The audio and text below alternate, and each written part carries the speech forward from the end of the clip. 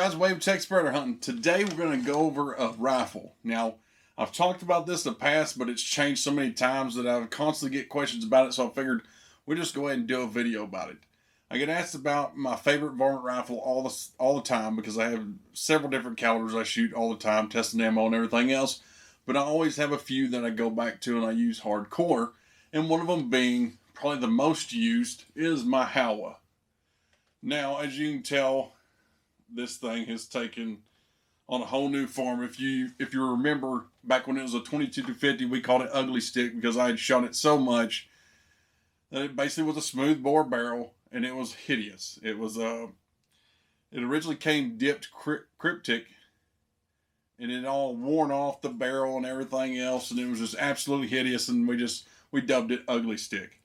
Now we rebuilt it and then I've changed it up several times since then, but it's kind of where it's at where it's been for the past 2 years. And I figured I'd talk about it because I constantly get questions about it. So what this is a Howa 1500. It started life as a 22-50. I more than burned that barrel out. And we rebarreled it to this is a 25-inch, 1 in 10 twist, 22 Creedmoor. Now it's just Duracoated. And my own little custom bolt knob here. That's actually a deer antler there I did on this thing. It's pretty cool. You know, I just couldn't. I was going to retire this rifle, but a buddy of mine was like, don't retire the action. You can build another rifle on it. And he was correct. I was so used to shooting this rifle that even when it was throwing up 1-inch groups, I could still grab it and go out and kill consistently with it because I was so comfortable behind the rifle itself. And he was like, it's just a shame to put up that action, not use it, even though it needed a new firing pin spring, a new trigger, all kinds of stuff. So I went in and I put a new trigger in it, which was a Timney, and I grabbed a new firing pin spring and got it fixed back up. But I never did quite really like the Timney, so I went to a Rifle Basics, which is what's in here now, and I actually really enjoy that trigger. It's super light, super crisp. This is a CDI precision bottom metal, I believe. This is actually an AG composite stock, and I don't know if they even make these, or if it was just kind of a one-off type deal. You just have to reach out to them and find out. Although with the 25-inch heavier contour, it's like a Sendero type contour barrel. I probably could have left it in the chassis because it's not really light, but it is a nicely balanced rifle. Really and truly, for as long as the barrel is. And I just wanted a rifle that I could shoot during the day, and it would be capable for longer range shots and at nighttime primarily. You know, this thing rides in the rack a lot, along with my 6 Creedmoor and 110 twist Ruger American. Now I'm running the VX6 3.5 to 18 with the varmint reticle. These are Night Force Extreme Duty rings with the Night Force Picatinny rail up top. A lot of people ask me about that. I don't know if they still make them or if you can get them right now due to all the COVID crap, but that's who makes them. That's what it is.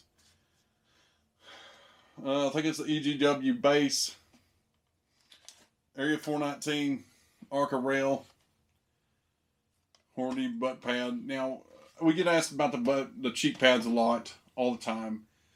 As far as I know, the best quality ones out there so far right now are the Hornady ones, especially at the cost of like $35.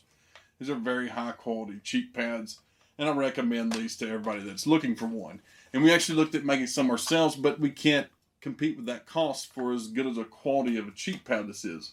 We sell tons of them at the store at Ally in Midland, and they're just great little cheap pads. Now I'm probably going to install some QD cups on the off bolt side because I don't like carrying the rifle like this.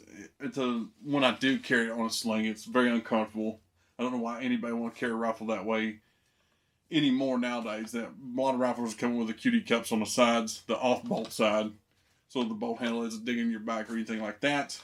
And the reason for the Arca rail is because I can run my 6 to 9 inch bipod, my 13 to whatever bipod, my bipod that's good for sitting on the ground. I think it's a 13 to 27 or 30, something like that. These work with our chairs, everything else. Now, we've covered the Arca rails before, but I just want to reiterate to you guys out there that haven't started trying these things out. You can put them on any stock. Now, some stocks accept them better than others, and there's a lot of stocks nowadays that come with it set up to accept the Arca rail already because it's gotten that popular. Now, we'll cover this in another video, but I just want to quickly go over it again. There's so many attachments available nowadays. You can run a tripod, bipod. I'm sure you can find something for a monopod or hunting chairs. Everything it's quickly attached. You have all this area right here that you can slide that bipod or tripod to get everything just perfect for the situation you may be in. And again, we'll cover this in more in depth and later date and the different kinds of rails the Air 419 has. They have anything from like a 4-inch all the way up to a 14-inch, which I believe is what this one is. And that's pretty much it for this video. That's pretty much all of Ugly Stick here. We got these from Short Action Precision. These little 2+2 holders. Pretty handy. I put them on a bunch of my rifles. You just have 2 extra shells in case you need it on stand where you get into a bunch of coyotes. We were running a Dead Air Nomad, regular Dead Air Nomad with a 22 cal end cap. That's just been the can I've run on this rifle since I put it back together. And that's the can that'll stay on this rifle because it shoots fantastic. And that's pretty much it for this time. We'll see you guys next time.